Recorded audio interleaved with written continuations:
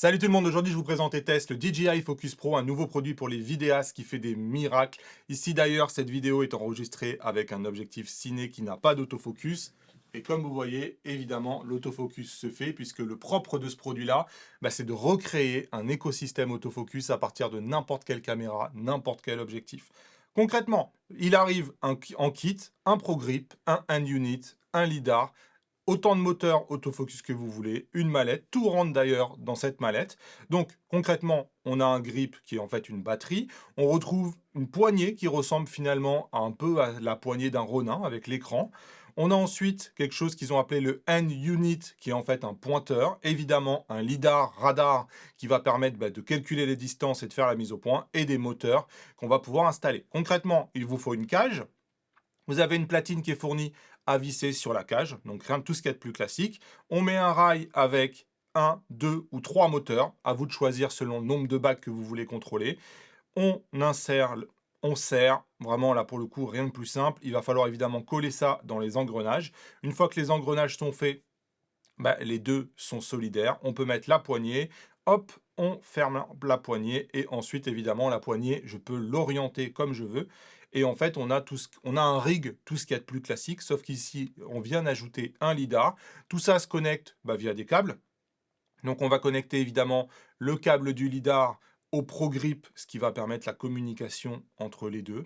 On va faire exactement la même chose au niveau des moteurs qu'on va aussi connecter sur le Pro Grip. Et c'est prêt en fait. Et c'est ça qui m'a étonné, c'est qu'au début on est un peu impressionné par tout ce package-là.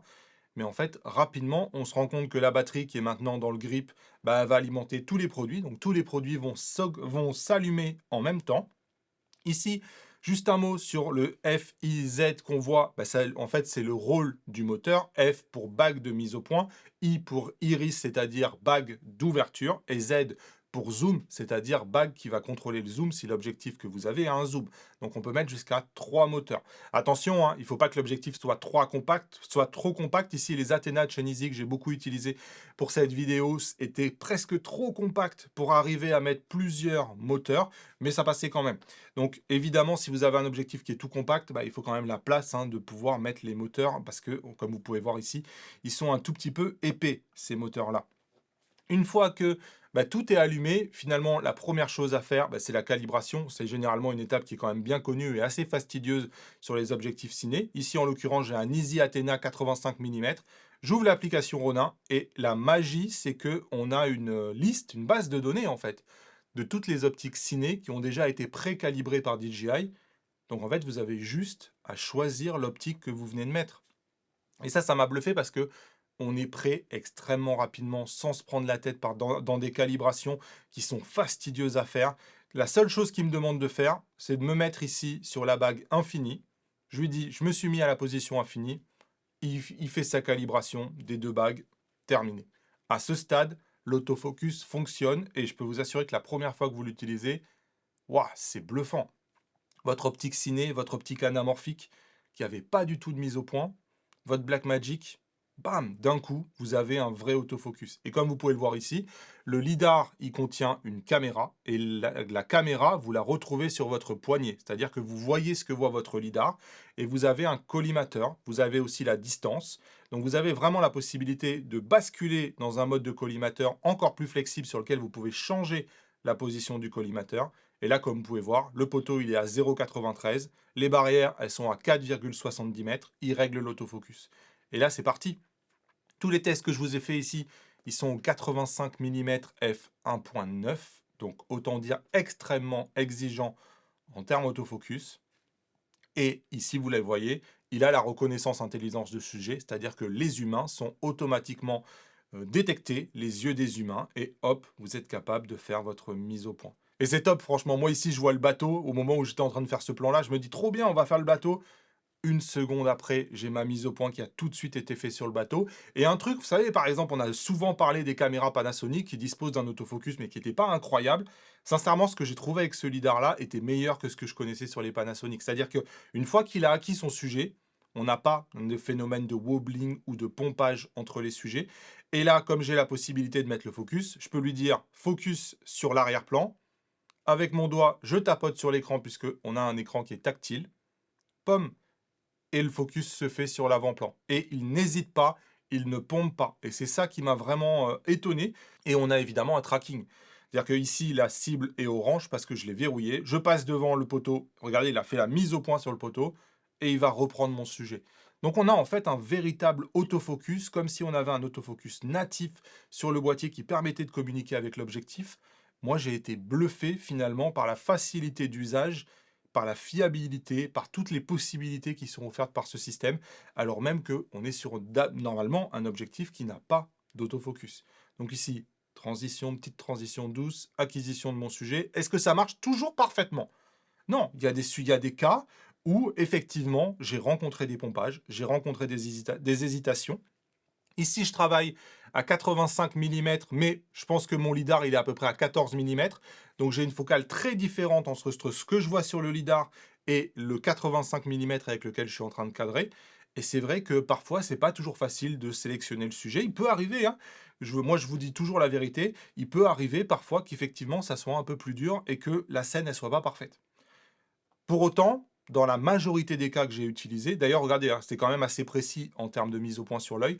Dans la majorité des cas où je l'ai utilisé, ça marche. Ça marche vraiment bien et ça m'a bluffé. Ici, je vous rappelle que, encore une fois, on est à 85 mm f1.9. C'est pas 100% parfait, mais franchement, ça s'en rapproche et je trouve que DJI a énormément évolué. Ici, c'est une nouvelle génération de lidar qui est capable de voir 2 fois plus loin que l'ancienne génération. Ici, j'étais en AF-MF. On a un autre mode qui s'appelle AMF. C'est un mode en fait qui va vous permettre de collaborer avec le Focus Pro. Donc en gros, vous allez avoir un rôle, c'est-à-dire que vous allez être à moitié, si vous voulez, mise au point manuelle. Par exemple ici, j'oblige la mise au point dans l'arrière-plan. Dès que je lâche, bim, ça revient sur le sujet autofocus. Concrètement, vous voyez, je joue avec ma molette à l'avant, je me mets sur l'arrière-plan. À la seconde où je lâche la molette, tac, maintenant, l'autofocus se fait sur le sujet que j'étais en train de viser. En fait, à quoi ça sert? Ça sert à créer des transitions extrêmement rapidement pour votre sujet, une introduction, si vous voulez, à ce que vous êtes en train de filmer. Donc, je pense que les vidéastes, ça, ils vont adorer. L'autre truc, c'est que tout à l'heure, on a vu qu'il avait fait la mise au point sur le poteau quand on était passé sur le poteau.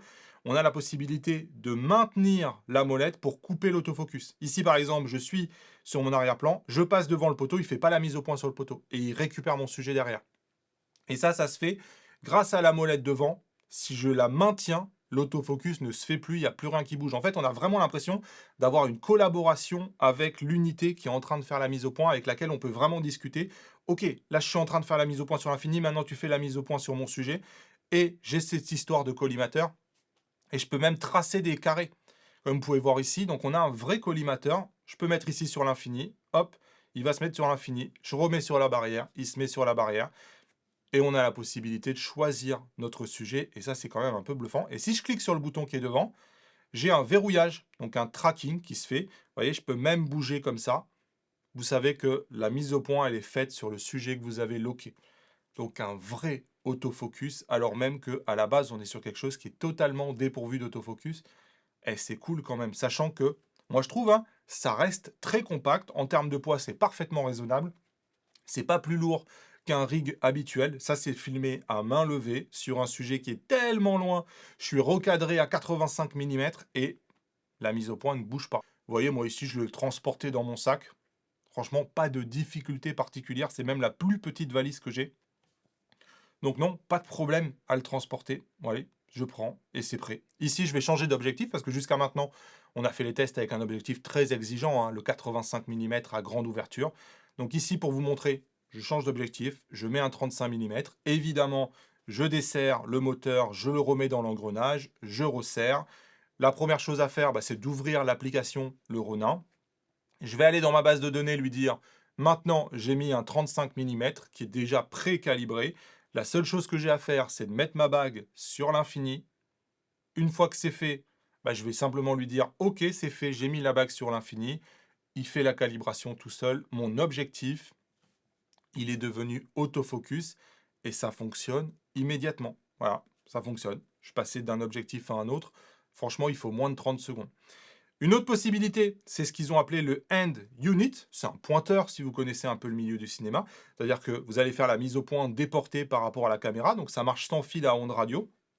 Avec la roue sur le côté, je change la mise au point. Avec le slider ici devant, je change l'ouverture. Donc, si je vous fais un exemple, j'allume, automatiquement, il se connecte sans fil. Je peux voir où est-ce qu'est la mise au point puisque j'ai un espèce d'indicateur. Ici, je vous montre le focus picking pour vous montrer. J'ai la possibilité de mettre un point A, par exemple ici, un autre point B, et la roue s'adapte et me crée des butées. C'est-à-dire que je ne peux plus passer le point A, je ne peux plus passer le point B.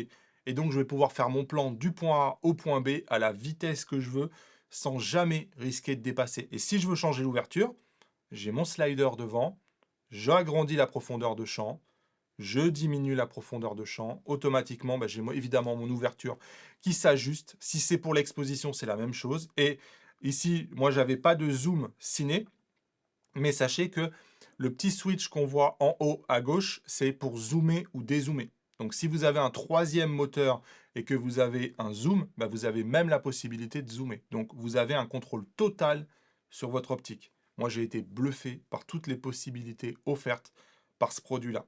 Sachant que sur le devant, on a un petit bouton sur le devant de la hand unit. Si j'appuie sur ce bouton-là, j'ai la possibilité de paramétrer le comportement de la roue, c'est-à-dire à quel point finalement je vais avoir une résistance, mais aussi à quel point finalement je vais sentir les fins de course ou les débuts de course. Vraiment, un comportement qui est 100% personnalisable, qui fait que c'est un outil, si vous êtes devant un écran de contrôle, trop bien.